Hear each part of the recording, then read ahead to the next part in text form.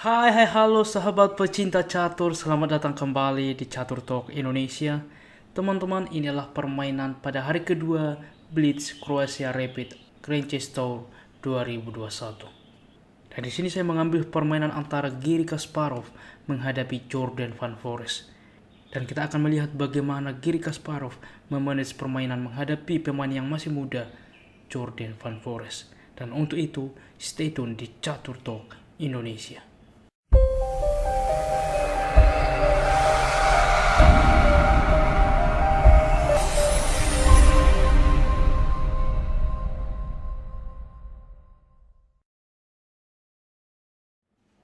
Baiklah teman-teman, di sini Garry Kasparov putih melangkah dengan pion ke 4 dibalas pion ke E5, kuda ke F3, kuda ke C6 dan pion ke D4.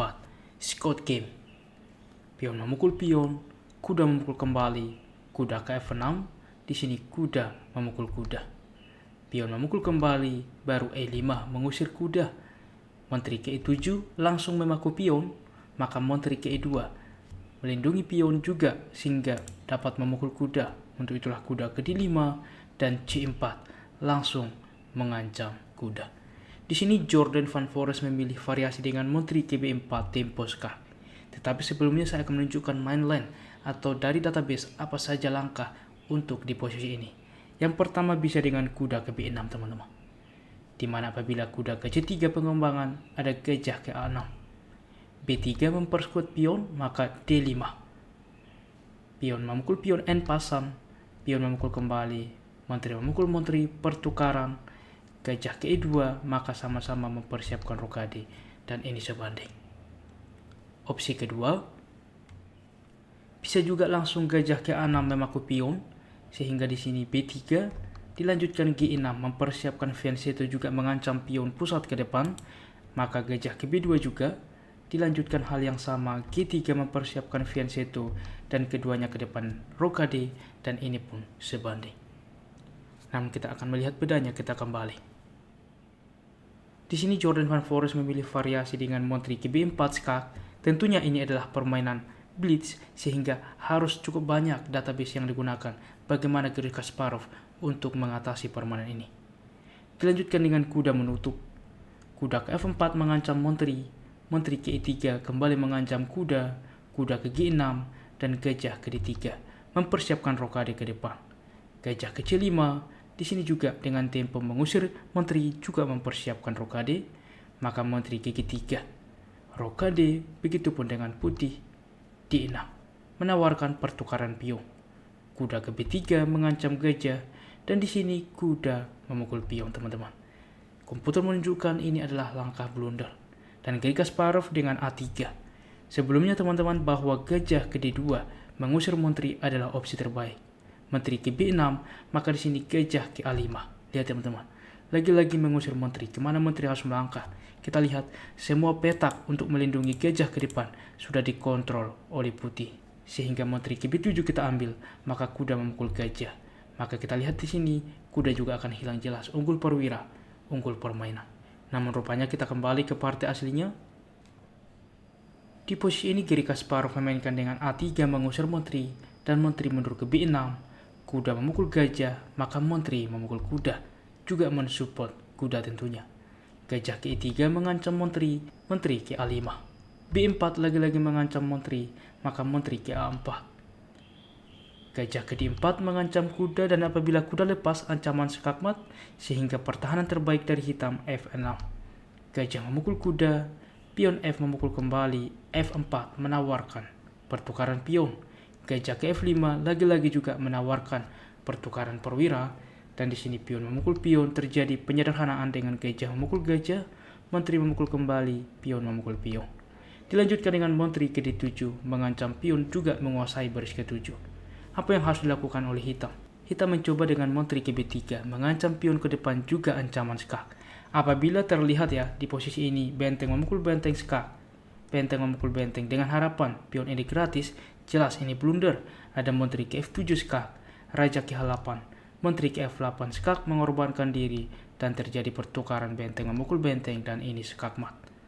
Oleh karena itulah teman-teman, kita kembali di dalam posisi ini, tidak benteng memukul benteng tetapi dengan menteri ke B3. Dilanjutkan dengan menteri memukul pion, juga mensupport pion. Maka sesuai rencana menteri ke E3 skak, raja ke H1. Dan di sini Jordan Van Foreest memainkan langkah pasif dengan raja ke H8. Sebelumnya bahwa komputer menunjukkan benteng memukul benteng saat ini skak, benteng memukul benteng. Walaupun di sini menteri mengancam benteng tetapi benteng dapat ke 8. Menteri memukul pion, ancaman juga skak ke depan sehingga di sini benteng ke F8. Pertukaran, dan kita lihat teman-teman di sini keuntungan ialah ancaman skak mat ke depan. Sehingga menteri ke 8 wajib melakukan skak, dan ini kemungkinan akan bolak-balik. Apabila menteri menyelamatkan diri di sini E4, kita lihat di sini pion akan cukup berbahaya ke depan mempromosikan diri sehingga putih harus melakukan skak secara terus-menerus, dan ini pun masih cukup sebanding. Namun kita kembali. Tentunya ini adalah permainan kilat sehingga cukup sedikit waktu untuk memanage atau membuat langkah terbaik. Di sini raja ke 8 langkah aman, benteng ke E1. Menteri ke C3, maka menteri memukul pion. Benteng ke C8 mengancam menteri, menteri memukul pion. Benteng memukul pion, H3. Yaitu langkah propalaktif, langkah tunggu di mana mengamankan raja ke depan. Benteng ke F4, dengan jelas menumpuk benteng, mungkin saja akan disupport menteri ke depan sehingga ancaman skak. Menteri ke C5, langsung menawarkan pertukaran menteri. Menteri ke B2 tentunya menolak, menteri memukul pion. Lagi-lagi menawarkan pertukaran menteri. Menteri ke B3, dan di sini menteri ke E3.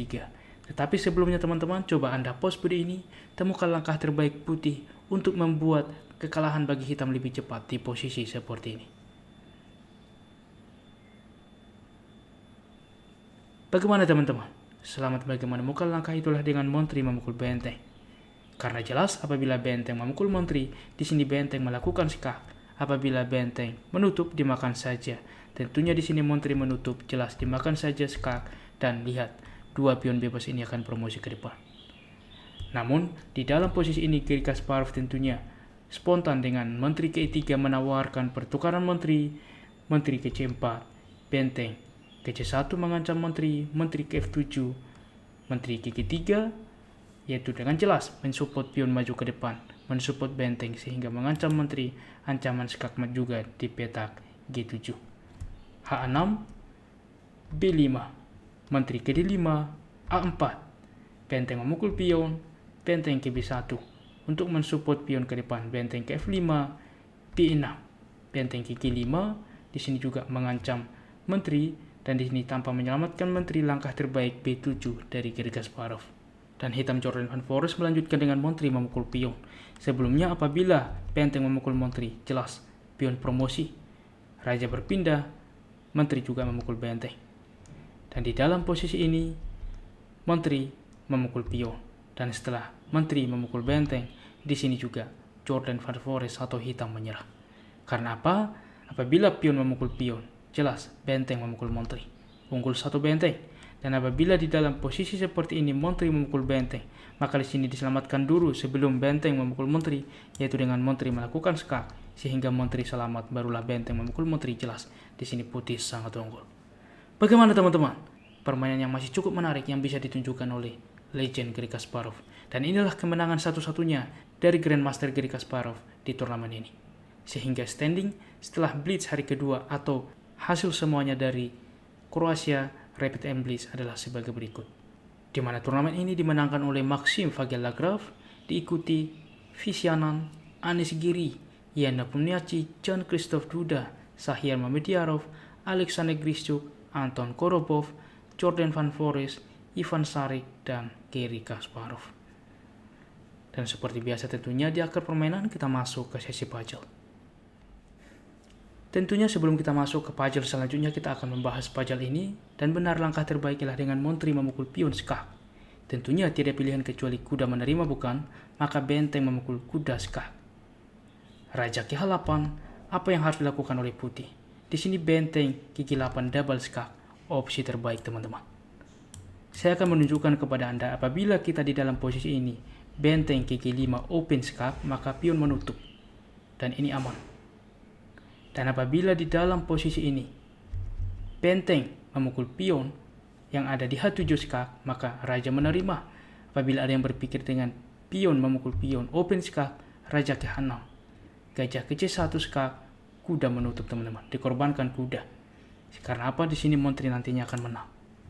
Pion menerima, maka F6, melarikan raja ke depan, cukup penting, sehingga tidak ada lagi skak. Di mana E4 open skak, maka jelas raja ke G7 dan cukup aman ke depan.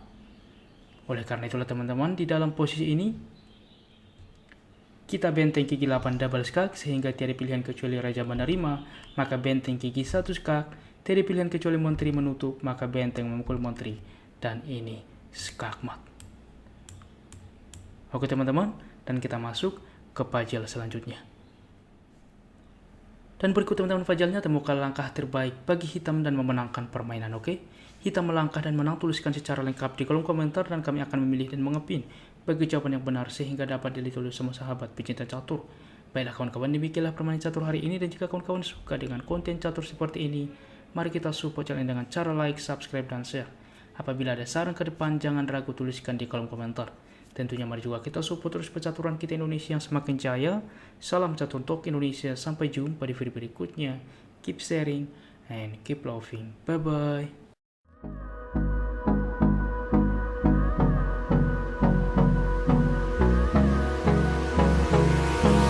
Hold me close till I get up.